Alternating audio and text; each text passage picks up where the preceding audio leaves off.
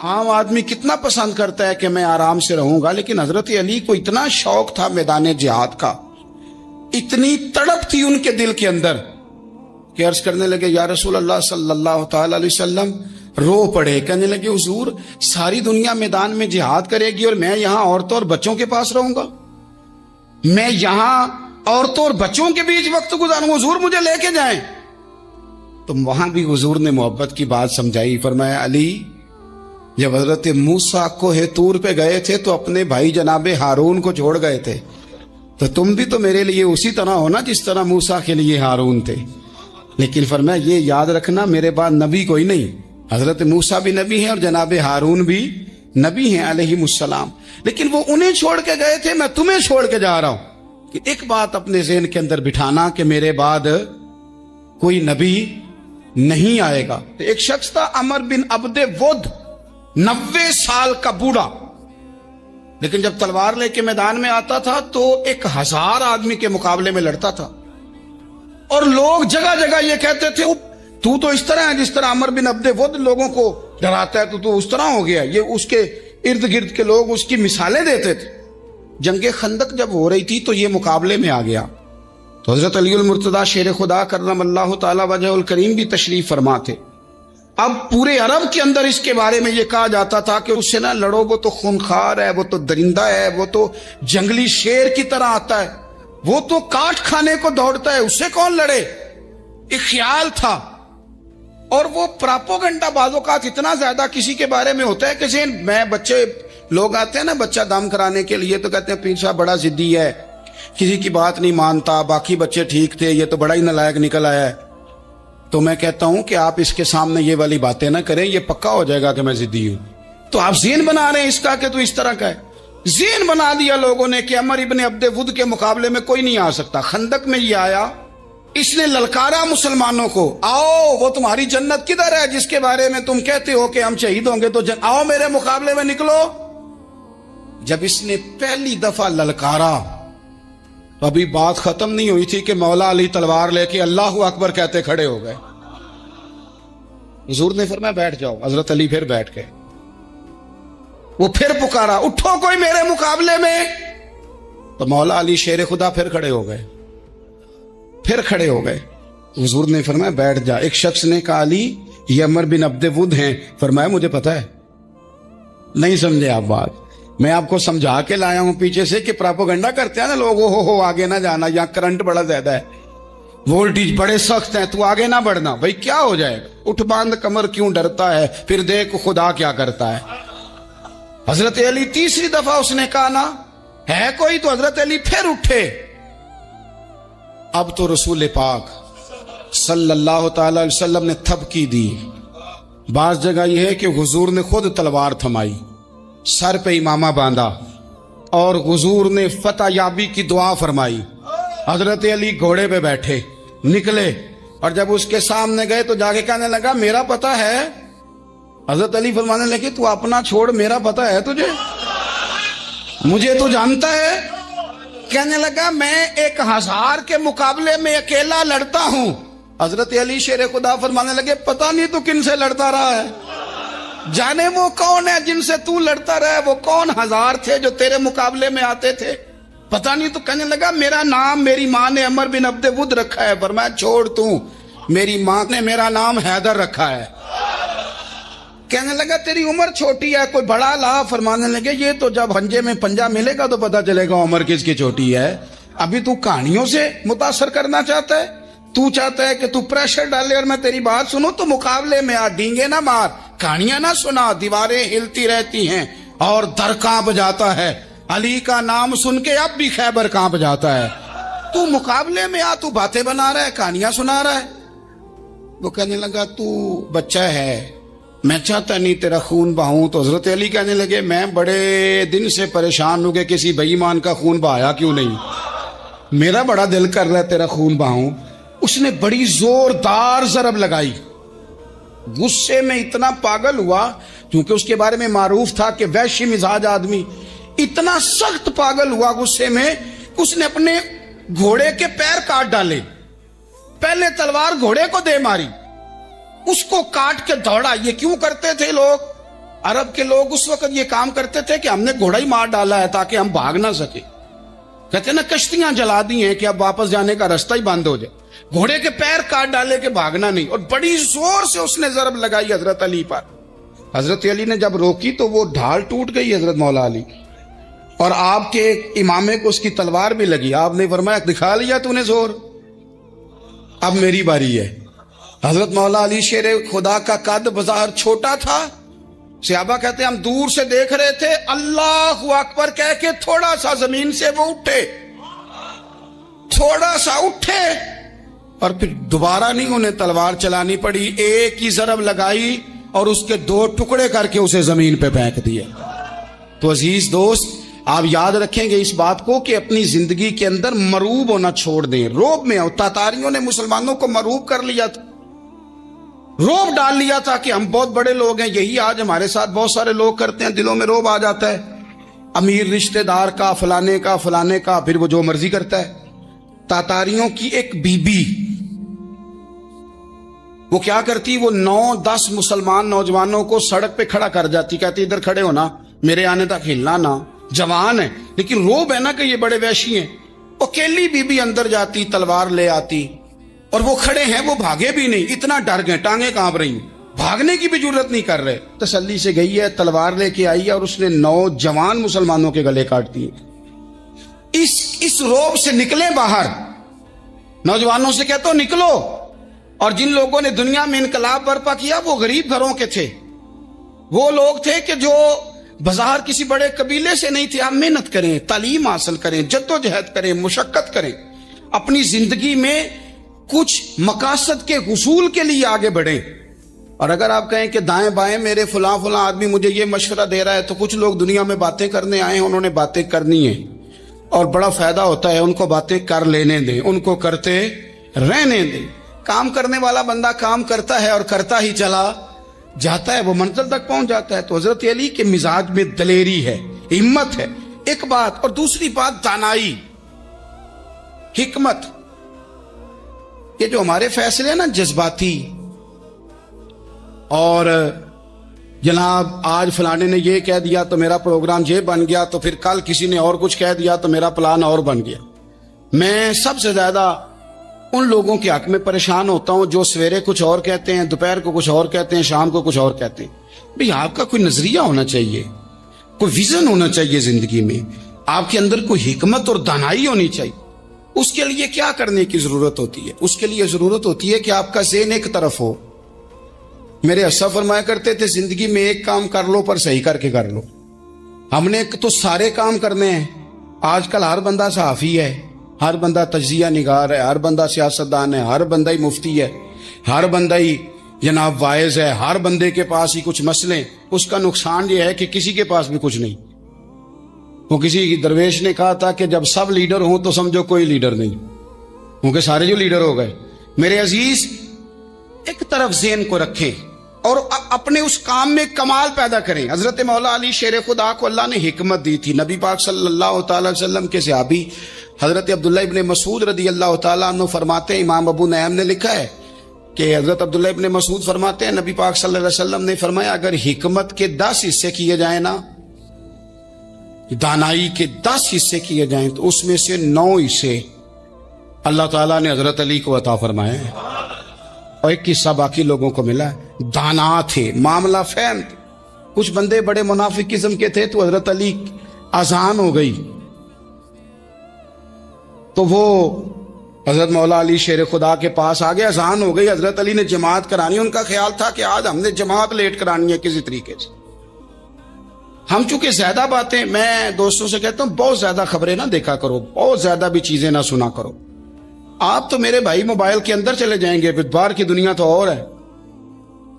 तो थोड़ा बाहर भी निकलें तस्वीरों से, थोड़ा बाहर भी आए, दीगर मामलात भी देखें। हमें बड़े बड़े अच्छे लोग जिंदगी में मिल जाएंगे, लेकिन हम उनके करीब नहीं जाते। हम देखते नहीं कि असल बात क्या है, सुनी सुनाई चीजों पर ज्यादा गुमान करते हैं। अब हजरत अली चूंकि बड़े दाना थे, मुसल्ले पे बढ़ रहे हैं, जमात खड़ी करनी, अल्लाह अकबर कह रहे हैं, बंदों का ख्याल था नमाज लेट करानी है। ने फटाफट हजरत अली से कहा कि हुजूर जरा वो जानवर तो बताइएगा कितने हैं जो अंडे देते हैं। اور ذرا وہ بھی بتائیے گا جو بچے دیتے ہیں. یہ اب کتنے کو بندہ جانور گنے, آہستہ آہستہ بندہ شمار کرے. ہو بکری جو ہے وہ بچہ دیتی ہے, مرغی انڈا دیتی ہے, اور گائے جو ہے وہ بچہ دیتی ہے, اور بطخ جو ہے وہ انڈا دیتی ہے. بندہ تو یہ گننے لگ جائے. تو حضرت علی شیر خدا یہاں ہاتھ ہیں, فرمانے لگے گھر جا کے گن لینا. موٹی سی بات بتاتا ہوں, جن جانوروں کے کان باہر ہوتے ہیں وہ بچے دیتے ہیں, جن کے اندر ہوتے ہیں وہ انڈے دیتے ہیں. اللہ اکبر. نماز کی نیت باندھ لی تم, گننا گھر جا کے. موٹی سی بات بتا دیتا ہوں. وہ صاحب کہتے ہیں میں حضرت علی رضی اللہ تعالیٰ عنہ کو الجھانے آیا تھا, میں خود بڑا الجھ گیا. یہ کیا ماجرا ہے, کیا معمہ ہے کہ دو فکروں میں انہوں نے بات کو سمیٹا اور کمال کر دی. کہنے لگے گھر جا کے گننا, یہاں ٹائم نہیں, نماز کا وقت ہے. بس جن کے کان اندر ہے نا وہ انڈے دیتے ہیں, اور جن کے باہر ہیں وہ جا کے حساب کرنا. آپ ڈھونڈ لیں, تلاش کر لیں, چلے جائیں ماہرین کے پاس, پر شیر خدا شیر ہی ہے. حضرت مولا علی کے جملوں میں کمال ہے. ان کی دانائی, ان کا تدبر, ان کی حکمت, ان کا فہم, ان کی فراست, ان کا کمال. ایک شخص بڑی دور سے آیا, اس نے کہا حضور مجھے نا لمبی باتیں یاد نہیں رہتی, 2 باتیں بس بتا دیں میں عمل کروں تو زندگی بن جائے, 2 باتیں. تو حضرت علی فرمانے لگے لمبی امیدیں نہ لگانا, لمبی امیدیں نہ لگانا, موت کا پتہ نہیں کب آ جائے.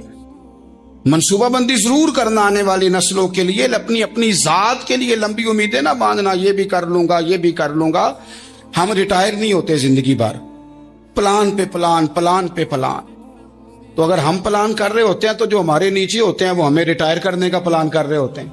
اولادیں تک والدین کو کمزور کرنے کے در پہ ہوتی ہیں کہ اب یہ ہٹے تو ہماری باری آئے. حضرت علی فرمانے لگے 2 کام, ایک تو لمبی امید نہ باندھنا, اور دوسرا فرمایا اپنے نفس کی خواہش کی پیروی سے بچنا. دنیا میں رسوا وہ لوگ ہو جاتے ہیں جو اپنے نفس کی خواہش کی پیروی کرتے ہیں, وہ بزدل ہو جاتے ہیں جو خواہشات نفسانی کے پیچھے بھاگتے ہیں. یہ کام نہ کرنا. امام راضی کہتے ہیں کہ سیدہ فاطمہ الزہرا رضی اللہ تعالی عنہ کے دونوں شہزادے حسنین کریمین بیمار ہو گئے, تو سیدہ نے منت مانگی کہ بچوں کو شفا ہوگی تو 3 روزے رکھوں گی. شفا ہو گئی, روزے بھی رکھ لیے. اور جب مولا علی شیر خدا روزہ رکھنے کے لیے بیدار ہوئے, سیدہ فاطمہ الزہرا بیدار ہوئی, تو امام حسن اور حسین بھی اٹھ گئے. 7-8 سال کی عمر, اماں جی ہم نے بھی رکھنا ہے. صبح کھجور اور دودھ سے روزہ رکھ لیا گیا. این افطاری کے وقت مولا علی کہتے ہیں فاقے چل رہے تھے, کہیں سے میں جاؤں لایا تھوڑے سے. سیدہ فاطمہ الزہرا نے پیس کر روٹیاں پکائیں. وہ وقت جو بڑا مشکل ہوتا ہے افطار کا, کہتے ہیں اس وقت جب کھانے کے لیے بالکل ہاتھ آگے بڑھنے لگے اور امید تھی کہ ابھی سیدنا بلال اللہ اکبر کہیں گے تو روزہ کھلے گا, لیکن ابھی چند ہی منٹ رہتے تھے کہ دروازے پر ایک فقیر نے صدا دی. کہنے لگا سارے مدینے کے دروازے کھٹکھٹا آیا ہوں, قحط ہے, فاقہ ہے, اے رسول اللہ کے خاندان والو, میں یتیم ہوں. کسی نے بتایا ہے کہ اور کوئی دروازہ کھلے نہ کھلے, سیدہ کا دروازہ تیرے لیے ضرور کھلے گا. کیا یتیم کو روٹی ملے گی؟ تو حضرت مولا علی نے بچوں کی طرف دیکھا ہی تھا کہ امام حسن ساری روٹیاں جا کے دروازے پہ دے آئے. کھجور اور پانی سے افطار ہو گیا. صبح پھر کھجور اور دودھ سے روزہ رکھا. امام راضی کہتے ہیں این وہ وقت جب افطار کا ٹائم آیا تو پھر دروازے پہ کسی نے صدا دی, کہا رسول اللہ کے خاندان والوں میں مسکین ہوں, رات سے روٹی کھائی ہے, نہ صبح کھا سکا نہ دوپہر. کسی نے بتایا ہے کہ اس دروازے سے خالی کوئی نہیں جاتا. امام حسن نے پھر سارا لنگر اٹھایا اور پھر جا کے دے دیا. تیسرا دن پھر ہوا. مجھے یوں لگتا ہے جب افطار کا ٹائم آیا ہوگا نا تو یہ خود ہی سارے دروازے پہ دیکھتے ہوں گے, یہ کوئی آیا نہیں لینے والا ابھی تک. لگتا ہے کہ نظریں دروازے پہ تھیں. این افطار کے وقت 3 روٹیاں جب جاؤں کی پک کے آئی تو ایک بھکاری نے صدا دی. کہنے لگا میں قیدی ہوں, آج ہی قید سے رہائی ملی ہے. پہلے دن کسی کے دروازے پہ صدا ملی ہے, دی ہے روٹی ملے گی. امام حسن وہ کھانا دے کے واپس لوٹے. کھجور اور پانی سے افطار ہوا, اور جیسے ہی مسجد نبوی میں تینوں باپ بیٹا نماز پڑھنے گئے تو مولا علی کہتے مجھے بتانا نہیں پڑا. رسول کریم نے میری طرف دیکھ کے فرمایا علی تیرا फातिमा का, हसन और हुसैन का तीनों दिन वाला अमल खुदा को भी बड़ा पसंद आया है और मोहम्मद मुस्तफा को भी बड़ा पसंद आया, बड़ा पसंदीदा अमल। मैं कहता हूं कि हजरत फातिमा ने ना उनकी तरबियत पहले ही कर दी थी, तीन दिन बगैर इफ्तार के रोजा रखने की। वो ट्रेनिंग घर से हो चुकी थी। अब मैदान करबला में 3 दिन भूखा प्यासा रहना उनके लिए मुश्किल नहीं था। हजरत जनाब सैयदा ज़ैनब बिनते अबी राफे कहती हैं कि सैयदा फातिमा ज़हरा ना एक दिन अपने दोनों शहजादों को लेके, जब हुजूर की तबीयत मुबारक बज़ाहिर अलील थी जिसमें हुजूर का विसाल हुआ, दोनों शहजादे लेके सैयदा फातिमा नबी करीम की बारगाह में गई। कहने लगी या रसूलल्लाह मेरे बच्चों को कुछ दीजिए। सैयदा पाक तो हुजूर उठ के बैठ गए, इस कंधे से इमाम हसन को लगाया और इससे इमाम हुसैन को लगाया और फरमाया फातिमा ये जो मेरा हसन है ना इसको मैं अपनी हैबत और सरदारी देता हूं, और फरमाया ये जो मेरा हुसैन है ना हुसैन को मैं अपनी जुर्रत और सखावत देता हूं। मेरा हुसैन जुर्रतमंद होगा और सखी होगा। दाता गांज बख्श अली हजवेरी, इमामुल औलिया, सैयदुल असफिया, दाता साहब कशफुल माजूब में फरमाते हैं एक दिन ना इमाम हुसैन के पास एक शख्स आया बड़ी दूर से कुछ मांगने का, हुजूर कुछ दीजिए। वो शख्स कहता है कि मेरा ज़र्फ ये था कि 4-5 दिनार मिलेंगे। तो इमाम हुसैन फरमाने लगे थोड़ी देर बैठ जा, रिज़्क आ रहा है। तो इमाम हुसैन को हुकूमत वक्त की तरफ से ना 5 थैलियां मिली जिसमें एक थैली में 500 अशरफियां थी। 5 थैलियां आई, लेकिन उसको आने में ना जरा देर हो गई। वो 5 थैलियां जब आई ना तो इमाम हुसैन उसकी तरफ 5 थैलियां बढ़ा के ना, जरा देखना मेरी तरफ गौर से, 5 थैलियां बढ़ा के ना तो फरमाने लगे मियां जितना तुझे इंतजार कराया ना इतनी हम तेरी हाजत पूरी नहीं कर सके। तो ये ना महसूस करना कि हुसैन के दरवाजे पे बैठा भी रहा हूं तो मिला क्या है, ये ना महसूस करना। वो शख्स कहता है जब मैंने वो थैलियां खोली और फिर मेरी नजर इमाम हुसैन पे पड़ी तो मेरे अंदर से आवाज आई अगर हुसैन इब्ने अली इतने सखी हैं तो मोहम्मद अरबी कितने सखी हो। अगर ये मियार इनका है, इनका ये मियार है, और खुद भीख दें खुद ही कहें मंगते का भला हो, खुद कहने लगे जितना इंतजार कराया है उतनी तेरी मदद कर सके। ये सखावत का मियार था, ये तरीका था। एक दफा सैयदना इमाम हुसैन रदी अल्लाह तआला अन्हु के घर के अंदर ना 5000 दिनार आए। मस्जिद में थे, आपको 5000 दिनार मिले तो इमाम ज़ैनुल आबिदीन कहते हैं कि मस्जिद से लेकर घर आने तक इमाम हुसैन ने 5 के 5000 अल्लाह के रस्ते में खैरात कर दी। फरमाते मैंने कहा अब्बा जी 5 दिनार की घर में जरूरत थी, माला वाले सखी नहीं हुंदे ते सखियां कुल माल नहीं हुंदा, इत्थे उत्थे दोवें जहानी सखी कंगाल नहीं हुंदा। अब्बा जी 5 दिनार की घर में जरूरत थी। तो कहते हैं मुझे फरमाने लगे बेटा ये जिनको मैंने दिया है ना ये घर के लिए ही दिया है, ये घर के लिए ही दिया है, जिनको दिया है तुम्हारा क्या ख्याल है ये बाहर खर्च हुआ है, ये घर के लिए ही है। इसलिए कि जब इंसान दूसरों पर शफकत करता है तो अल्लाह उसके घर पे रहमत फरमाता है। इमाम हुसैन के मिजाज में पहली बात मैंने ज़ौक़े इबादत की अर्ज की, दूसरी बात अर्ज कर रहा हूं कि सहाबा हजरत उसामा बिन ज़ैद बड़े प्यारे हैं मेरे नबी करीम के, बड़े प्यारे। हजरत उसामा बिन ज़ैद के बारे में सैयदा आयशा सिद्दीक़ा फरमाती हैं उनके नाक से अगर रीठ निकलती थी तो अल्लाह के रसूल अपने दस्ते मुबारक से साफ कर देते थे। और सरकार फरमाते थे कि अगर उसामा लड़की होता ना, उनके गुलाम के बेटे थे हजरत ज़ैद बिन हारिसा, अगर ये लड़की होता मैं इसे जेवर पहनाता। बड़े प्यारे थे। लेकिन जब उनका आखिरी वक्त आया ना तो 60,000 दिनार का कर्जा था। रिश्तेदारों से कहा, दोस्तों से कहा, यारों से कहा, पर कर्ज अदा नहीं हो रहा था। हजरत उसामा बिन ज़ैद कहते हैं बड़ा परेशान था। जब हद हो गई ना तो हजरत उसामा बिन ज़ैद फरमाने लगे जाओ कोई हुसैन इब्ने अली को खबर करो, उनसे कहो मैं ना गुलाम हूं आपके नाना का, और मकरूज दुनिया से चला गया तो क्या बनेगा। इमाम हुसैन को खबर मिली तो दौड़े आए। लाजपाल उस पीर को नहीं कहते जो तगड़ा नजराना लेके तो माथा चूम ले, लाजपाल तो उसको कहते हैं कि जब जरूरत पड़े तो वो सर पे मौजूद हो। हजरत सैयदना इमाम हुसैन तशरीफ लाए तो जनाब उसामा बिन ज़ैद रो पड़े, कहने लगे हुजूर मैंने ना गुलामी की है आपके नाना की, اور اس غلامی پہ ناز ہے، اب 60,000 دینار کا قرضہ لے کے دنیا سے جاؤں گا تو میری قبر پہ بوجھ رہے گا۔ امام حسین خادم کو بھی کہہ سکتے تھے جاؤ گھر پیسے پڑے ہیں لے آؤ، امام حسین خود گئے، چادر اوڑھ کے تو اس کی اوٹ میں بکل میں 60,000 دینار چھپا کے لائے اور جناب اسامہ بن زید کے سامنے رکھ کے کہنے لگے اسامہ یار پیسے رات کو ہی آئے تھے، میں سوچ رہا تھا مجھے تو ضرورت نہیں، اللہ نے کس کا نصیب میرے گھر میں بھیج دیا ہے، مجھے تو حاجت ہی نہیں تھی، اب پتہ چلا پیسے تیرے تھے، اللہ نے حسین کی ڈیوٹی لگائی ہے کہ جا کے دے آ۔ حضرت اسامہ بن زید رو پڑے، فرمانے لگے اللہ آپ کو بہترین صلہ عطا فرمائے۔ امام بڑا ہی پیار کرتے تھے، گھوڑے پہ جا رہے تھے، کچھ فقیر غریب لوگ بیٹھ کے روٹی کھا رہے تھے، کہاں رہے تھے؟ سڑک کے کنارے۔ تو امام زین العابدین فرماتے ہیں کہ جب امام حسین گزرے تو انہوں نے آواز دی حضور دل کرتا ہے ہمارے ساتھ بیٹھ کے روٹی کھائیں۔ کائنات کے مالک و مختار کے نواسے اور دنیا کے سب سے بڑے شہزادے گھوڑے سے اترے اور غریبوں کے ساتھ سڑک پہ بیٹھ گئے، روٹی کھانے لگے اور دیر تک کھاتے رہے، اور جب فارغ ہو گئے تو فرمانے لگے کھانے کی ضرورت بھی نہیں تھی، حاجت بھی نہیں تھی، پر تم نے آواز دی تو دل رکھنے کو بیٹھ گیا تھا، اگر اجازت دے تو چلا جاؤں۔ یہ مزاج تھا، یہ طبیعت تھی۔ آپ کے ایک بھائی ہیں چھوٹے، حضرت محمد بن حنفیہ نام ہے، حضرت مولا علی شیر خدا رضی اللہ تعالیٰ عنہ کی دوسری بیوی سے۔ ایک دن حضرت امام حسین ان کے گھر میں بیٹھے تھے تو کسی بات میں اختلاف رائے ہو گیا، تو امام علی مقام ناراض ہو گئے، فرمایا آج کے بعد تیرے گھر نہیں آؤں گا، رومال اٹھایا چلے گئے۔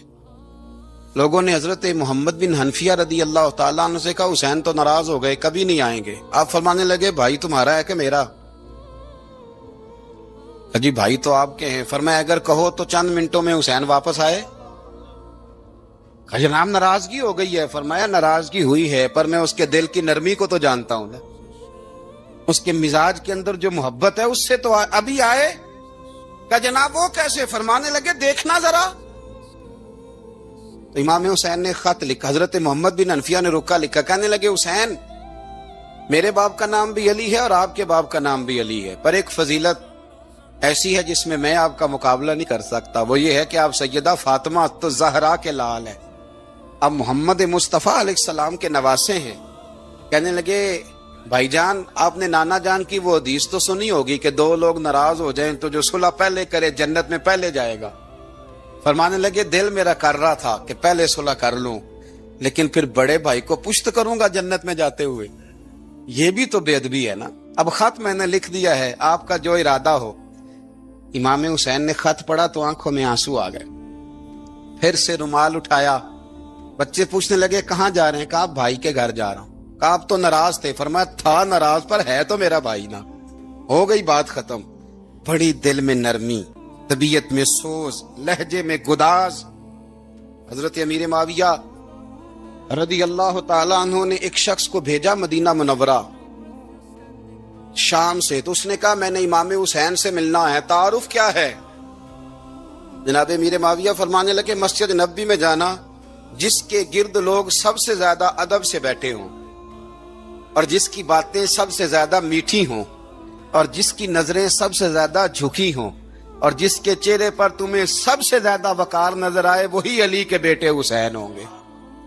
جو سب سے زیادہ تمہیں وہاں ماحول کے اندر جو شخص نظر آئے پوچھنے کی ضرورت نہیں پڑے گی۔ وہ شخص کہتا میں مدینے آیا تو میں نے واقعی ایک شخص کو دیکھا، شہد کے گرد مکھیوں کا اتنا ہجوم نہیں ہوتا جتنا امام حسین کے گرد رسول اللہ کے غلاموں کا ہجوم تھا، لیکن نظریں جھکی ہوئی، باتیں میٹھی، لہجہ گداز گداز، لفظوں میں رانائی، اور لوگ کئی باتیں پوچھتے تو علی کے صاحبزادے ایک کا جملہ بولتے تو لگتا یہ کہ وہ جملہ سیدھا دل میں اترتا چلا جاتا ہے۔ امام علی مقام کے کردار میں کچھ باتیں بڑی زیادہ تھیں، بہت زیادہ تھیں، بڑا حسن تھا۔ ایک بات تو یہ تھی امام حسین رضی اللہ تعالیٰ عنہ کا علم و فضل بڑا کمال کا تھا۔ ایک دفعہ صحابہ میں مسئلہ بن گیا کہ بچہ پیدا ہوتا ہے تو اس کا وظیفہ کیسے لگانا ہے۔ امام حسین کا علم و فضل بتا رہا ہوں، علم و فضل، تو بات بڑی پیچیدہ ہو گئی۔ حضرت عبداللہ ابن زبیر کے پاس لوگ آئے، کہنے لگے کہ آپ بڑے صاحب علم و فضل ہیں، آپ نے حضور علیہ الصلوۃ والسلام کے ساتھ وقت گزارا ہے، تو مسئلے کو حل کریں کہ بچہ پیدا ہونے کے بعد حکومت اگر وظیفہ لگائے گی تو کب لگائے گی؟ جب بحث طول پکڑ گئی، مسئلہ حل نہیں ہوتا تھا، تو حضرت عبداللہ ابن زبیر کہنے لگے ہم سے نہیں حل ہوگا، ایک بندہ ہے جس کے سینے میں رسول اللہ صلی اللہ تعالی علیہ وسلم کے نور نبوت کا فیضان ہے، وہ یہ مسئلہ حل کریں گے۔ تو کہا وہ کون سے؟ آپ فرمانے لگے جب ہم سے مسائل حل نہیں ہوتے تو ہم ان کے علم سے فائدہ اٹھاتے ہیں۔ کہا کون ہے؟ کہا جناب امام حسین۔ تو لوگ حضرت امام حسین کے پاس گئے کہ حضرت یہ ایک مسئلہ الجھ گیا ہے کہ بچہ پیدا ہو تو وظیفہ کب لگانا ہے؟ فرمایا الجھنے والی بات ہی کوئی نہیں، پیدا ہونے کے بعد جب وہ پہلی دفعہ آواز نکالے تو اس کا وظیفہ لگا دو۔ اس کا مطلب یہ ہے کہ وہ دنیا میں آ گیا ہے، اس نے اپنے آنے کا اظہار کر دیا ہے، اعلان کر دیا ہے، اب اس کا وظیفہ لگا دو۔ تو اس پر پھر صحابہ کا اتفاق ہو گیا۔ امام حسین کے علم سے، فضل سے لوگ فیض اٹھاتے تھے۔ حضرت سیدنا امام حسین کی شہادت کے بعد حضرت عبداللہ ابن زبیر رضی اللہ تعالیٰ عنہ نے قاتلان حسین سے خطاب کیا اور فرمانے لگے اللہ کی قسم تم نے اس شخص کو شہید کیا ہے جو راتوں کو لمبے لمبے قیام کرتا تھا، اور تم نے اس شخص کو شہید کیا ہے جس سے میں دن میں جب بھی ملتا تھا تو وہ روزے سے ہوتا تھا۔ تم نے اس شخص کو شہید کیا جو قائم اللیل تھا، صائم الدہر تھا، اس شخص کو تم نے شہید کیا۔ آپ کو پتہ ہے کہ میدان کربلا میں جب 9 محرم کو ابن سعد نے امام حسین سے کہا کہ جنگ کرو اگر یزید کی بیعت نہیں کرنی، تو امام حسین نے فرمایا ایک رات کی مہلت دے دو، ایک رات کی مہلت دے دو۔ حضرت امام زین العابدین کہتے ہیں میں نے اپنے والد گرامی سے عرض کی کہ ابا جی آپ جہاد سے دور جانے والے تو ہیں نہیں، آپ تو جہاد سے پیار کرنے والے، اور یہ بھی پتہ ہے مجھے کہ یہ جنگ اب ہو کے رہے گی، تو ایک رات کی مہلت لینے کا معنی کیا ہے؟ بھئی کل بھی لڑنا ہے اور رات بھی لڑنا ہے، تو ابا جی ایک رات کی مہلت۔ تو سیدنا امام حسین رضی اللہ تعالیٰ عنہ فرمانے لگے بیٹا رات کی مہلت اس لیے لی ہے کہ میں آج رات کھل کے اپنے رب کی عبادت کر لوں، میں استغفار کر لوں، میں لمبے سجدے کروں۔ اور کہا زین العابدین تو جانتا ہے نا کہ مجھے نماز سے، تلاوت سے، دعا سے اور استغفار سے بڑا پیار ہے۔ رسول کریم علیہ السلام نے فرمایا، جامع ترمذی میں موجود ہے، فرمایا میں جا رہا ہوں پر تمہیں 2 بڑی بھاری بڑی وزنی چیزیں دے کے جا رہا ہوں، صحیح 6 کی روایت، 2 وزنی چیزیں تمہارے بیچ چھوڑ کے جا رہا ہوں، اگر ان کو تھام کے رہو گے تو کبھی گمراہی تمہارے پاس نہیں آئے گی۔ یا رسول اللہ وہ کون کون سی؟ فرمایا ایک اللہ کی کتاب دے کے جا رہا ہوں اور دوسرا اپنا خاندان دے کے جا رہا ہوں۔